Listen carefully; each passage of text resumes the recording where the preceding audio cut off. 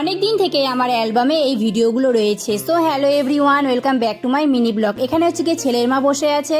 তো এখানে হচ্ছে পানখিলির অনুষ্ঠান হচ্ছে। পানখিলির অনুষ্ঠানটা কিন্তু বিয়ের আগের দিন হয়েছিল, আর বিয়েটা কিন্তু একদিনের মধ্যে হয়েছিল।